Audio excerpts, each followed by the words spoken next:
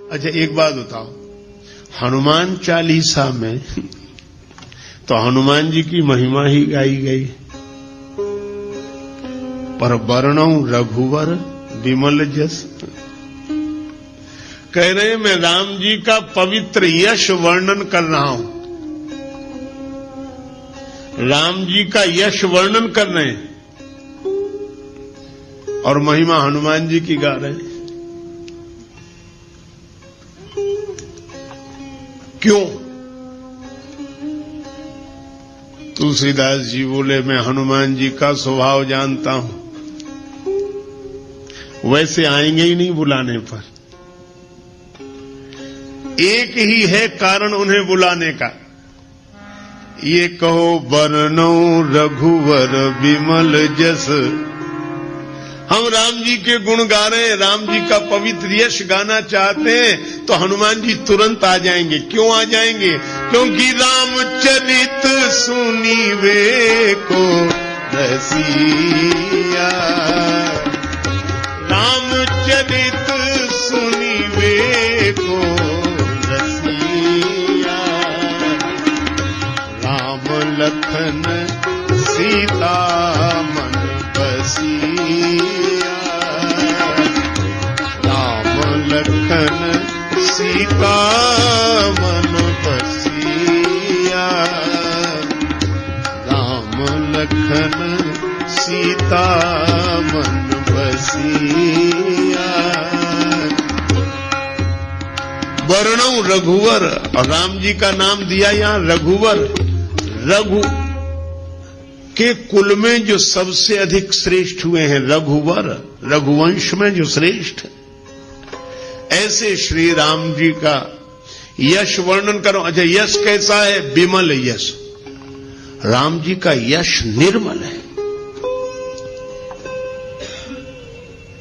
तुलसीदास जी ने एक जगह लिखा रामचरितमानस में कि भगवान के जो गुण हैं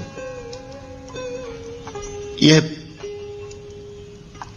पवित्र धागा है। जुगुत वेद पुन पोई हैं रामचरित वर ताग।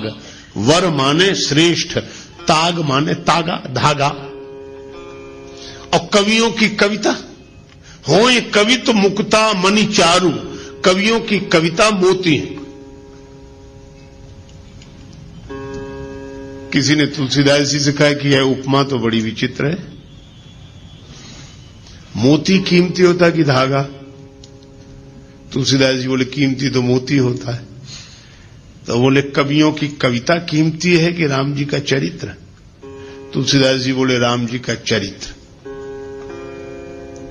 राम तुम्हारा चरित स्वयं ही काव्य है, कोई कवि बन जाए सहज संभाव्य है।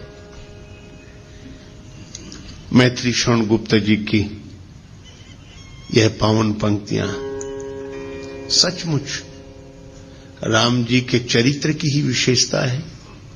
ठीक है, तो कवियों की कविता को मोती क्यों बनाया आप? राम जी के चरित्र के प्रेरक प्रसंगों को मोती बनाते और कवियों की जो श्रृंखला आई है कविता की उसको धागा बनाते। तुलसीदास जी बोले हमने जानबूझकर नहीं बनाया। क्यों? बोले मोती भले ही कीमती हो, लेकिन मोती की माला बनानी पड़ेगी तो मोती में छिद्र करना पड़ेगा। अब मैं राम जी के चरित्र को मोती की उपमा कैसे दे दूं? क्योंकि हमारे राम जी के चरित्र में तो कहीं छिद्र है ही नहीं, इसलिए मैंने मोती नहीं बनाया। हाँ, राम जी का चरित्र धागा है और यह धागा इतना अनंत है कि चाहे जितनी कवियों की कविता रूपी मोती इसमें पिरो दिए जाएं, पर इस धागे का कभी अंत होने वाला नहीं है। हरि अनंत हरि कथा अनंता। राम जी का चरित्र ऐसा पवित्र चरित्र है, तुलना नहीं करनी चाहिए। कोबड़ छोट कहत अपराध हो, पर राम जी अपने आप में अद्वितीय हैं। निरुपम न उपमा आन, राम समान राम निगम कहें। भगवान श्री राम से गुरुदेव विश्वामित्र जी ने कहा कि राघवेंद्र इस शिला को चरण छुलाओ, इसका उद्धार होगा। चरण कमल रज चाहते, कृपा करहु रघुवीर। राम जी ने कहा गुरुदेव आपके आगे, आप तो हमारे भी गुरु जी हैं, आप चरण छुला दें। गुरु जी बोले बात बड़े छोटे की नहीं है, मैं तुम्हारा गुरु हूं, मेरी बड़ी महिमा है, तुमसे भी बड़ी महिमा है, लेकिन अपने अपने विभाग की बात होती है।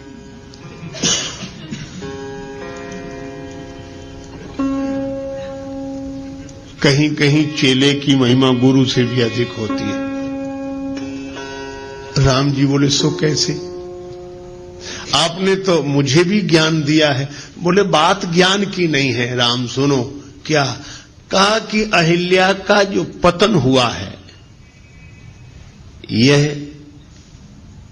भ्रमवश इंद्र को गौतम के रूप में स्वीकार करने से चरित्र से पतन हुआ, चरित्र चला गया, और चरित्र से जो गिर गया हो उसका उद्धार कौन करे? तब गुरु जी ने कहा कि चरित्र से जो गिर गया उसका उद्धार उसकी चरण धूलि कर सकती है जो चरित्र से कभी न गिरा हो। और राम इस दृष्टि से देखें तो एकमात्र तुम ही हो और कोई नहीं है। क्यों? मन में विकार आ जाता है पर हम ज्ञान वैराग्य विचार के बल पर संभल जाते हैं। पर राम तुम तो ऐसे हो कि मुझे अतिशय प्रतीत मन केरी, जागृत की कौन कहे जही सफलू पर नारी नहेरी। ऐसा विमल चरित्र, पवित्र चरित्र तो केवल श्री राम का है। राम तुम्हारे जैसा कोई चरित्रशील नहीं, इसीलिए मैं कहता हूं कि जो चरित्र से गिर गया है उसका उद्धार होगा तो तुम्हारे जैसे चरित्रशील की चरण धूलि से ही होगा। इसलिए चरण कमल रज चाहती, कृपा करहु रघुवीर। राम जी जैसा निर्मल चरित्र, पवित्र चरित्र दूसरा नहीं।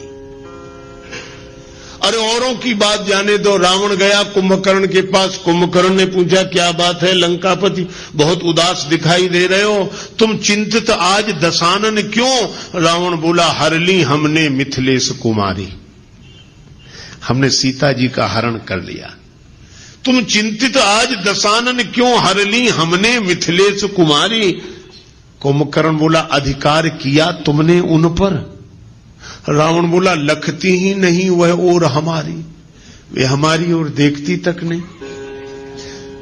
तब तुम एक काम करते, क्या महात्मा बन गए, उनका हरण कर लाए, तो राम जी का रूप बनाकर परमात्मा बनकर अधिकार पा लेते।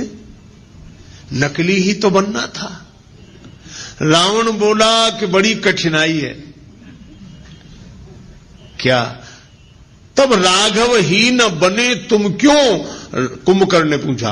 रावण ने उत्तर दिया इसमें हमको भय भैरव भारी, जब राघव रूप लगा बनने तब मातु समान लगी पर नारे। जब मैं राम जी का चिंतन करने लगा तो मेरे मन से वासना चली गई। ऐसा पवित्र चरित्र है राम का। विश्वामित्र जी ने कहा कि राम चरित्र की दृष्टि से जो पवित्रता तुम्हारे अवतार में है वह अन्यत्र दुर्लभ है, इसलिए मैं तुम्हारा गुरुजी हूं, पर अहिल्या का उद्धार तो तुम्हारी ही चरण धूलि से होगा। ऐसा राम जी का वर्णौ रघुवर विमल यश, ऐसा पवित्र चंद्र। देखो चंद्र कितना भी ऊंचा रहे पर फिर भी कलंक है, कलंक लगा है चंद्र में, घटता बढ़ता रहता है। लेकिन हमारे रामचंद्र ऐसे चंद्र हैं जो निष्कलंक चंद्र हैं, जिनमें घटने बढ़ने की घटना नहीं होती, सदा एक रस निर्मल पवित्र चंद्र श्री रामचंद्र हैं। तुलसीदास जी कहते हैं ऐसे राम जी का यश वर्णन कर रहा हूं। कैसा है यश का? वर्णौ रघुबर विमल यश। राम जी का चरित्र विमल है। अच्छा तो ये मन को क्यों सुधार रहे हो? निज मन मुकुर सुधार, कहा कि पवित्र चरित्र का वर्णन पवित्र मन से ही किया जा सकता है। सो न होय बिनु विमल मति मोहि मति बल अति थोर। तो ये पवित्र मन हो जाए तो कैसे होगा? बोले पहले मन पवित्र हुआ, श्री गुरु चरण सरोज रज निज मन मुकुर सुधारी, बरनऊं रघुवर विमल जस। मैं राम जी के पवित्र यश का वर्णन करना चाहता हूं, इसलिए श्री हनुमान जी मेरा मन निर्मल कर दो। किसी ने पूछा क्यों करना चाहे तो क्या फायदा है? आजकल तो बड़ी कठिनाई है, बिना फायदे के आदमी कुछ करता ही नहीं है। किसी से कहो भजन करें तो क्या फायदा? अच्छा, बहुत सी चीजें हैं। एक आदमी ने हमसे बार बार कहा, वो बहुत तंबाकू गुटखा खाते थे, बार बार मुंह भरने, फिर कहें आप भजन की कहे तो क्या फायदा? बोले आप जब भजन की कहे तो हमें तो बड़ी परेशानी लगती, करें क्या फायदा? हमने कहा अच्छा एक बात बता दो, तुम ये बार बार तंबाकू गुटखा खाते हो, इससे क्या फायदा? सो बोले कहे तो ठीक रहे, फायदा तो कुछ नहीं है। हमने कहा फिर क्यों? बोले आदत पड़ गई। तो हमने कहा कि बिना फायदे के ये खा सकते हो, बिना फायदे की सोचे ये सड़ी गली चीज खा सकते हो, तो क्या भगवान का भजन बिना फायदे की सोचे नहीं कर सकते हो? छोड़ो फायदे की मत सोचो, तुम तो भजन करो, और जिस दिन इसमें रस आ जाएगा उस दिन फायदे की नहीं सोचोगे। भजन किए बिना रहा नहीं जाएगा। लेकिन इसका यह अर्थ नहीं कि फायदा होगा नहीं, जरूर होगा, लेकिन फायदे की तरफ मन मत ले जाओ।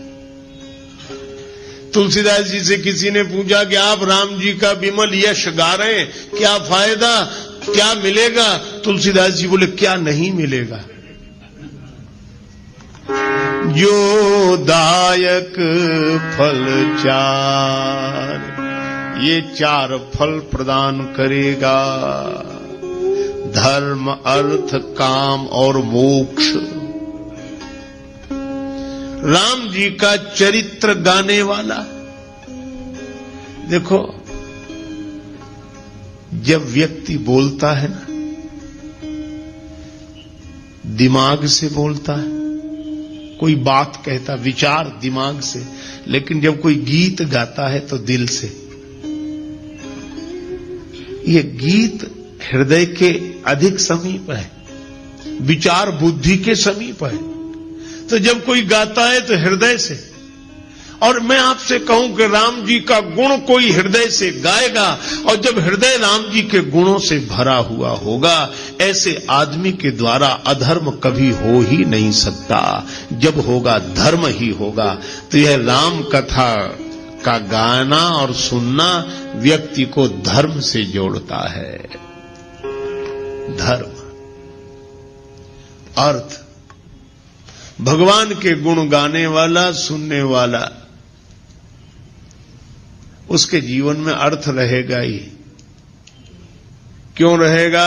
क्योंकि भगवान नारायण है, और जो भगवान के गुण गाएगा, भगवान के चरण कहां आ जाएंगे? उसके हृदय में। ये यही कथई स्नेह समेता, कहीं हई सुनी हई समुझ सचेता, होई हई राम चरण अनुरागी, कलिमल रहित सुमंगल भागी। भगवान के चरणों का अनुराग उसके मन में आ जाएगा। तो भगवान के चरण कहां आ जाएंगे? उसके हृदय में, उसके जीवन में। और जब मैं आपसे एक बात पूछता हूं, लक्ष्मी जी को दुनिया भर में ढूंढो, कहां मिलेंगी? भगवान के चरणों में।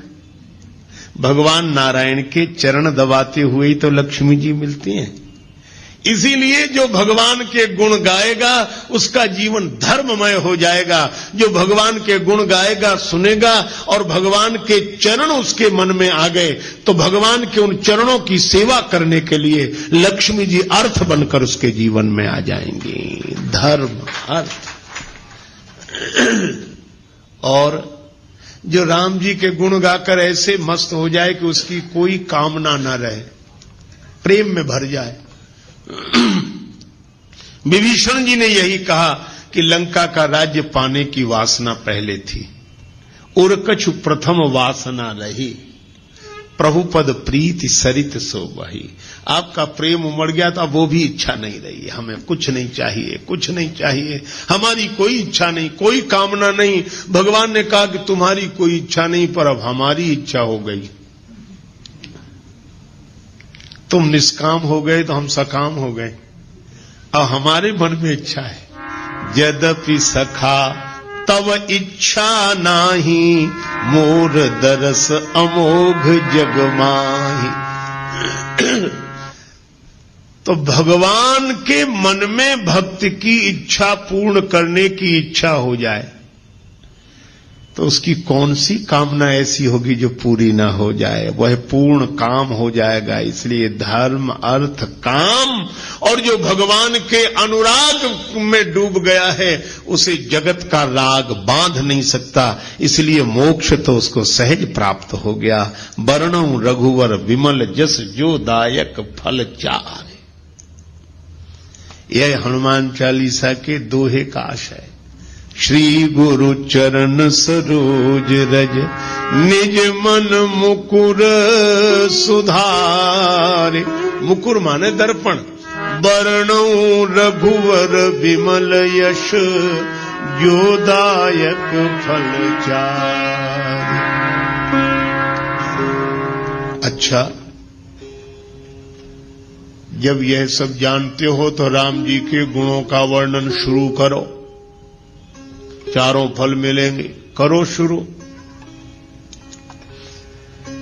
तुलसीदास जी बोले भगवान का यश है विमल, और बुद्धि भी कैसी चाहिए? विमल सो न होय बिनु विमल मति, मोहि मति बल अति थोर। करो कृपा,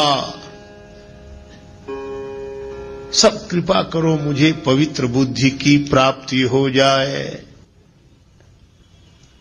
तो अब किससे कृपा की याचना कर रहे हो? तुलसीदास जी बोले बुद्धिहीन तनु जान के सुमिरो पवन कुमार। यह शरीर बुद्धिहीन है, शरीर तो है पर इसमें समझ नहीं है, और इसलिए हनुमान जी का स्मरण करना। अच्छा, बुद्धि नहीं है तो हनुमान जी से क्यों मांग रहे हो? बोले इसलिए हनुमान जी बुद्धि के भंडार हैं। बुद्धिमताम वरिष्ठम और ज्ञानी नाम अग्रगण्यम। ज्ञानियों में अग्रगण्य हैं, बुद्धिमानों में सर्वश्रेष्ठ हैं। तो जो बुद्धि के भंडार हैं, है ना, जो जिस चीज का भंडार हो उससे वही चीज मांगी जाती। हनुमान जी आप बुद्धिमान हैं, आप बलवान हैं और आप विद्यावान हैं, इसलिए तीनों चीजें हमें दे दो। बल बुद्धि विद्या देहु मोहि, हरहु कलेश विकार। बल भी चाहिए, बुद्धि भी चाहिए, विद्या भी चाहिए,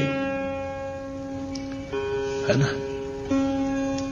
देखो, तलवार चलाना आना चाहिए, पर चलाने के लिए तलवार भी तो चाहिए।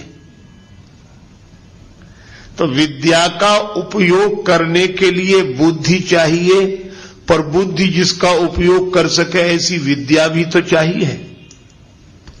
तो बुद्धि और विद्या दोनों,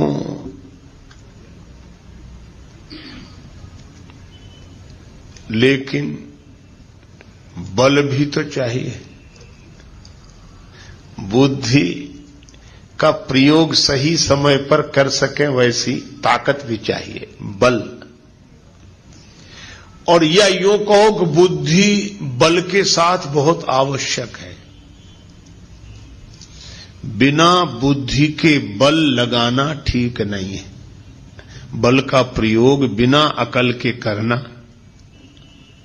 ठीक नहीं। एक महात्मा कहते थे कि बल के साथ बुद्धि का प्रयोग अवश्य करो। क्यों? यदि बिना बुद्धि के बल का प्रयोग कर दिया तो दो ही जगह जाएंगे, या सेंट्रल जेल में या अस्पताल में। अकल नहीं लगाई और ताकत लगा दी,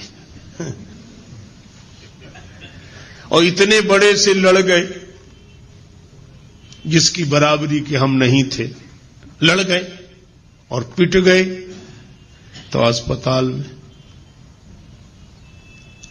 और बिना अकल लगाए लड़ गए और दूसरे को ज्यादा सता दिया, पकड़े गए तो जेल में।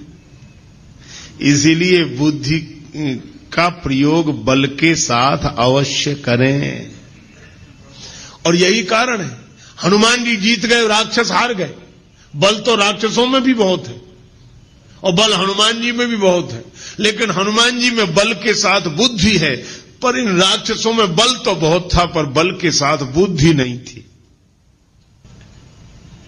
बुद्धि होती तो बल होने के बाद भी क्या यह दुर्दशा होती जो हुई। इसीलिए बल के साथ बुद्धि, और बुद्धि बल दोनों हो पर विद्या हो। विद्या की परिभाषा क्या? सा विद्या या विमुक्तये, विद्या क्या? जो व्यक्ति के मन को अज्ञान के बंधन से मुक्त कर दे, उसका नाम है विद्या। विद्या मिल गई, इसकी पहचान विद्या ददाति विनयम। विनम्रता आ जाए तो समझ लो विद्या जीवन में आ गई है।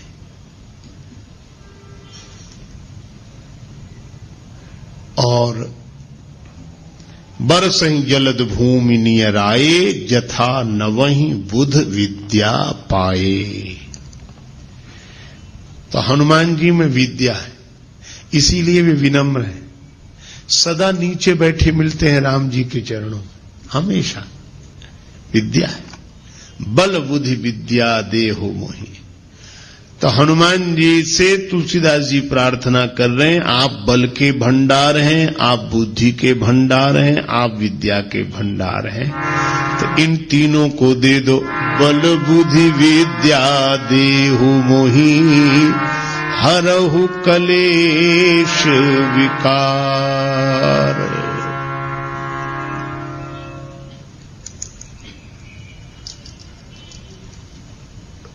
देखो,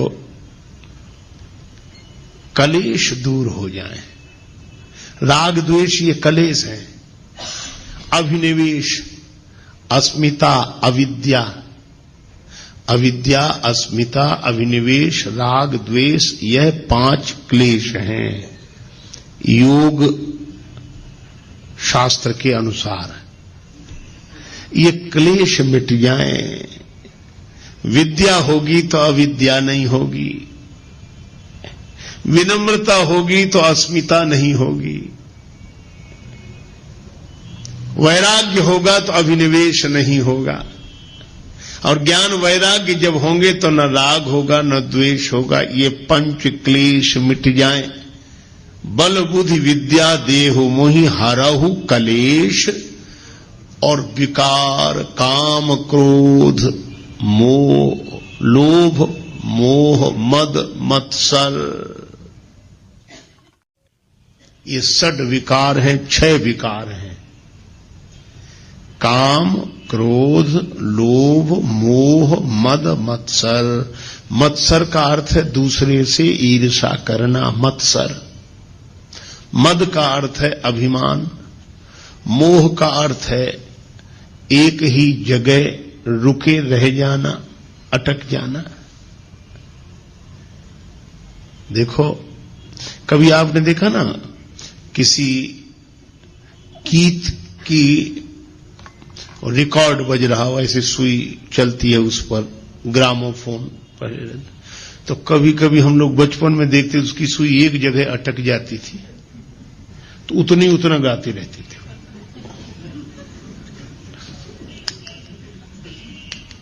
किसी को अच्छा नहीं लगा, अरे बंद करो ये, तो वो तुरंत ठीक करता था। मैं आज भी देखता हूं, मोह का अर्थ यही है कि जिसकी सुई एक ही जगह अटक जाए वो उतना ही गाना, उतने उतना ही निकले, उतने अटक जाना। गीत चलता रहे यह ठीक है, लेकिन अटक जाना, जो अटका वही भटका। तो अटको मत, चलते चलो। हम तो हमारी मस्ती में झूमते चले हैं। ये मोह है, अटक जाना। देखो, गुलाब के फूल के मूल में, उसकी डाली में भौरा रुक ही रहा। गुलाब के फूल झड़ गए, पत्तियां गिर गईं। किसी ने भौरे से कहा कि जाओ। भौरा बोला, यही आशा अटक्यो रहो, अली गुलाब के मूल। हुई है बहुरी बसंत ऋतु, इन डारन बेफूल। फिर खिलेंगे गुलाब, हम डाली तो छोड़कर नहीं जाते। ये मोह। कमल संपुटित होने लगा, कमल के बंद होने का समय आया। भौरा फिर भी बाहर नहीं निकला, भ्रमर नहीं निकला, उसी में कैद हो गया।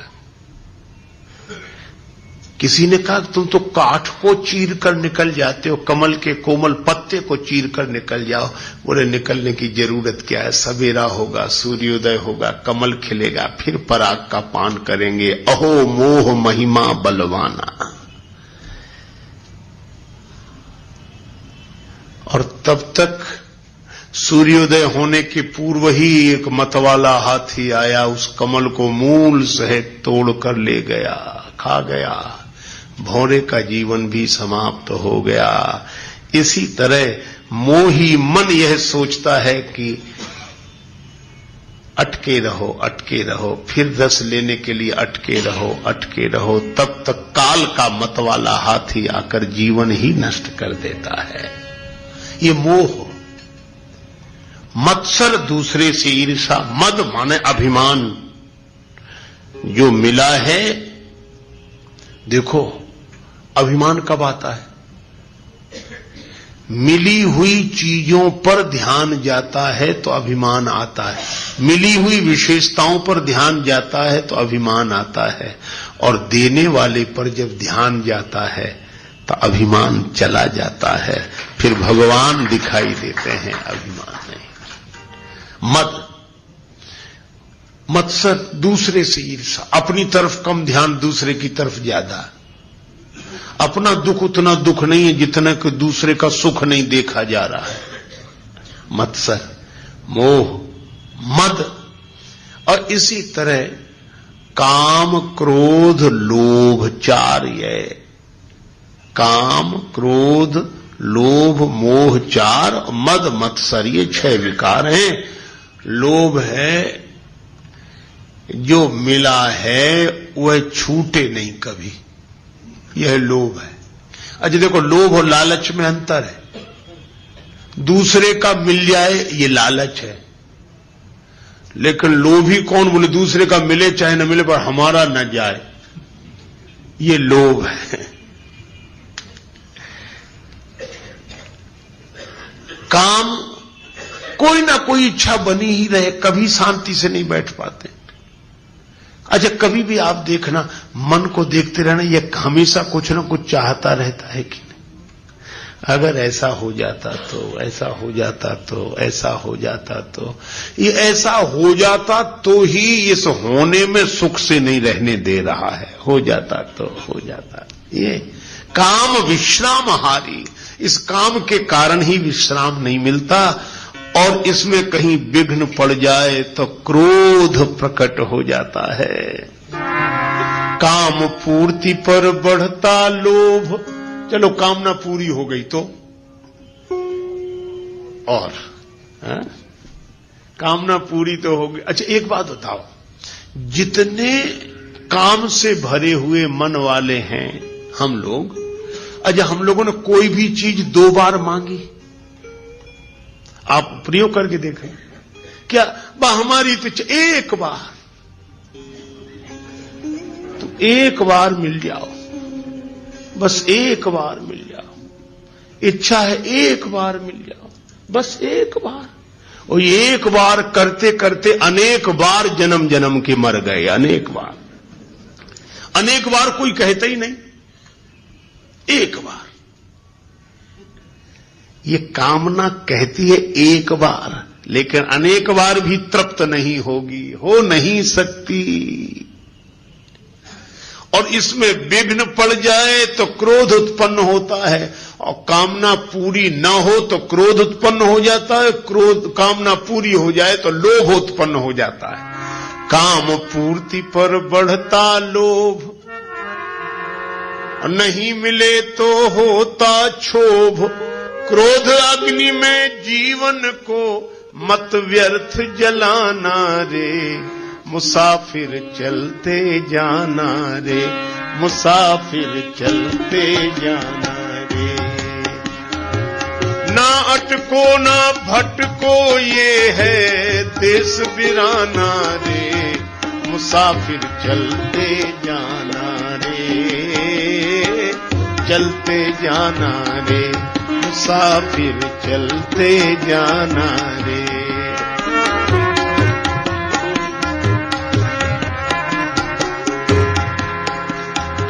लेकिन अब एक कठिनाई है, हम आपको जो समझा रहे हैं पहली बार नहीं समझा रहे हैं, और आप भी पहली बार नहीं समझ रहे हैं। सब आप भी वही समझे हुए हैं और हम भी वही समझे हुए हैं। पर जब मौका आता है तो ये समझ काम देती है।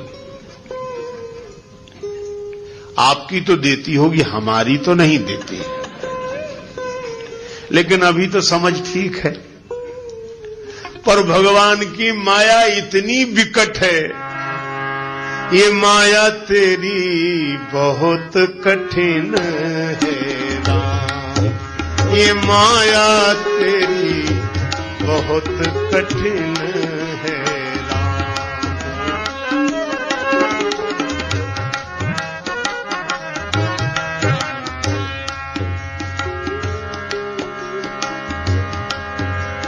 दुख में सुख दिखला के बनाती, दुख में सुख दिखला के बनाती, बड़ों बड़ों को गुलाम बहुत कठिन है राम। ये माया तेरी बहुत कठिन है राम,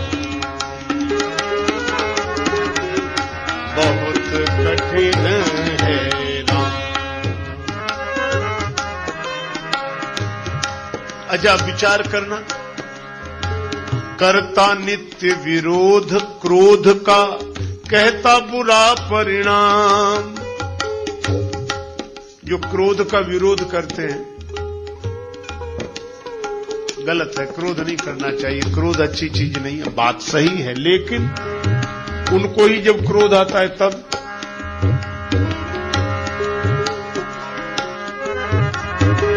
होता क्रोधित स्वयं तो होती वाणी बिना लगाम। ये माया तेरी बहुत कठिन है राम, ये माया तेरी बहुत कठिन है राम।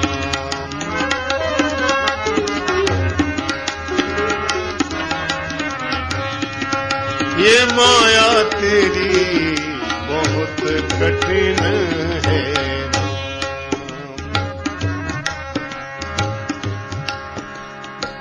रक्त मांस हड्डी के ढेर पर मढ़ा हुआ है चाम। रक्त मांस हड्डी के ढेर पर चढ़ा हुआ है चाम। सभी जानते हैं, लेकिन देख उसी की सुंदरता, देख उसी की सुंदरता, हो जाती नींद हराम। ये माया तेरी बहुत कठिन है राम, ये माया तेरी बहुत कठिन है राम।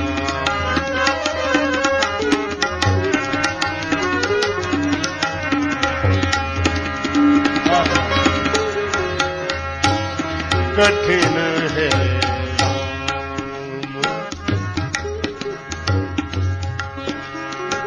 मृत्यु देखता है औरों की रोज सवेरे शाम, भवन बनाता ऐसे जैसे हरदम यहाँ मुकाम। ये माया तेरी बहुत कठिन है राम, ये माया तेरी बहुत कठिन है, बहुत कठिन है राम। राजेश्वर प्रभु तुम करुणा निधि, मायापति है नाम। राजेश्वर प्रभु तुम करुणा निधि, मायापति है नाम। नाथ निवेरो अपनी माया, नाथ निवेरो अपनी माया, जीव लहे विश्राम। बहुत कठिन है राम, ये माया तेरी बहुत कठिन है, ये माया तेरी बहुत कठिन है, ये माया तेरी बहुत कठिन है राम। इसलिए जानने के बाद भी जिसके कुप्रभाव से हम मुक्त न हो पाए, जिस वजह से उसी का नाम माया है। सो दासी रघुवीर के समझे मिथ्या सोपी। हम समझ गए कि मिथ्या है, तीन काल में नहीं है, पर छूट न राम कृपा बिन नाथ कहूं पद रोप। कागभूषण जी कहते हैं गरुड़ जी मेरा अनुभव है, निज अनुभव अब कहूं खगेशा, बिनु हरि भजन न जाहि कलेशा।